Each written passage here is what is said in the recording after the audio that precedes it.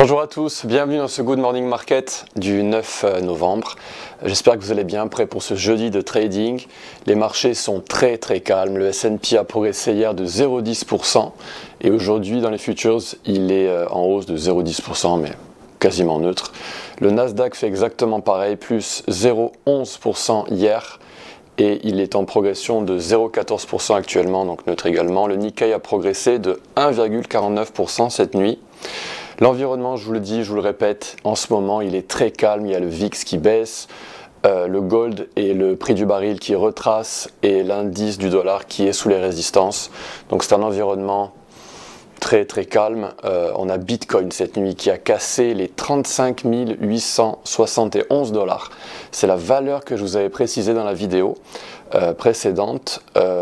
Et donc c'était une profit target, une cible algorithmique qui a été cassée.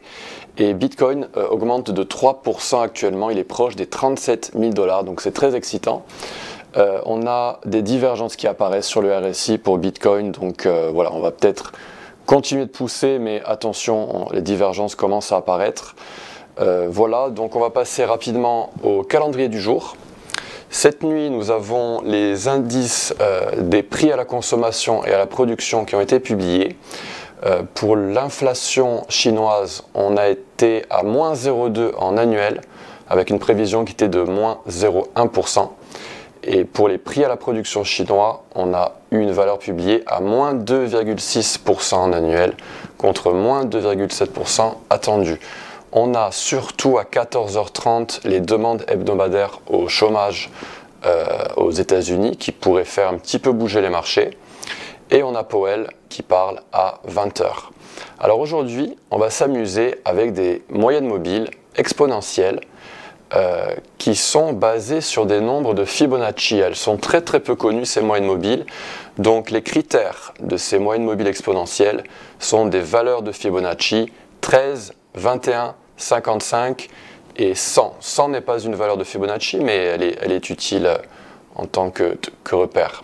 Alors ici, on a le Nasdaq sur une période très haute. On est en mensuel, mais c'est un bon exemple pour vous montrer comment on peut les utiliser. Alors, ça ne va pas forcément être le cœur de votre système de trading, mais vous pouvez les utiliser en complément, en tant qu'indicateur de confirmation. Donc, vous allez vous focaliser sur des croisements. Par exemple, ce croisement-là, c'était un signal pour investir dans le Nasdaq et dans les valeurs de la tech et dans des valeurs clés de cet indice comme Apple, Amazon ou plus généralement des semi-conducteurs. Donc on a ce croisement qui est absolument clé et ces croisements, vous pouvez les utiliser comme je vous le disais précédemment, comme confirmation. Ça va vous rassurer et vous allez vous dire que vous êtes dans la bonne direction. Donc ici on a un croisement, ici on avait un croisement à la baisse, mais le Nasdaq lui avait déjà fait son crash en fait, il était déjà arrivé à son plus bas quasiment, mais par contre au niveau des achats dans les indices, dans les actions, comme on est dans un marché haussier très fort, voilà, vous pouvez les utiliser comme indicateur. Si on croisait cette moyenne mobile rouge, à l'avenir ce serait très mauvais pour les actions américaines et en général dans le monde et pour les indices.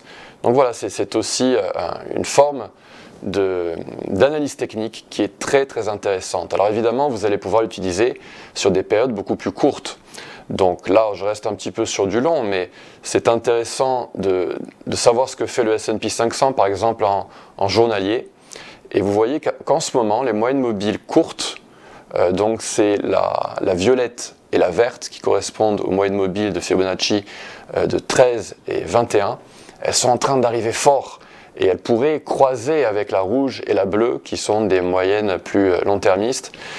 Et on pourrait casser, corriger, faire cette épaule, tête-épaule inversée, comme je vous le mentionnais pour le Nasdaq et pour le S&P, je crois que je vous l'avais dit précédemment. Et on pourrait remonter, et donc on pourrait avoir ce croisement qui confirmerait la reprise haussière dans les actions. Donc à voir. On a eu l'exemple hier d'une belle tendance à la baisse dans le DAX, avec des croisements à la baisse qui confirmaient que vous étiez dans la bonne direction si vous shortiez. Donc on a un croisement ici avec des moyennes mobiles qui s'écartent. Ça, c'est très intéressant. Ça veut dire que la baisse est assez violente, la pente est assez forte. Et donc, on a ces moyennes mobiles qui s'écartent. Donc, le croisement, il est propre. Et nous, on est intéressé par des croisements propres. On a eu un croisement à nouveau très prononcé ici, dans le Nasdaq. Donc ça, c'était vers le 13 octobre. Donc ça confirmait vos trades si vous tradiez le Nasdaq à la baisse. Et là, en ce moment, dans le Nasdaq, on va voir ce qui va se passer. On a eu un croisement assez fort. On est en train de s'assouplir au niveau des moyennes mobiles plus court-termistes. Mais la bleue est en train de croiser la rouge. Donc il se pourrait qu'on continue dans le Nasdaq, dans le DAX, et qu'on invalide cette série de shorts et que à plus long terme, eh bien, on casse ce plus haut ici, on redescend, on retrace et on repart à la hausse. Donc voilà, vous pouvez utiliser ces moyennes mobiles sur toutes les périodes, pour tous les instruments. Elles sont très efficaces, notamment pour l'investissement. Bitcoin, par exemple, a effectué un croisement très très fort en journalier. Donc voilà, très intéressant. Et vous pouvez évidemment l'utiliser dans le Forex. Donc là, on a un croisement qui pourrait survenir dans l'eurodoll avec peut-être une cible. On pourrait monter jusqu'à 1,10 et ce croisement favoriserait donc ce long que vous auriez éventuellement pris ici pour jouer peut-être un double bottom. Donc voilà, très intéressantes ces moyennes mobiles. J'espère qu'elles vous intéresseront et que vous les utiliserez. J'espère que cette vidéo vous a plu. Si elle vous a plu, merci d'appuyer sur le pouce sur YouTube.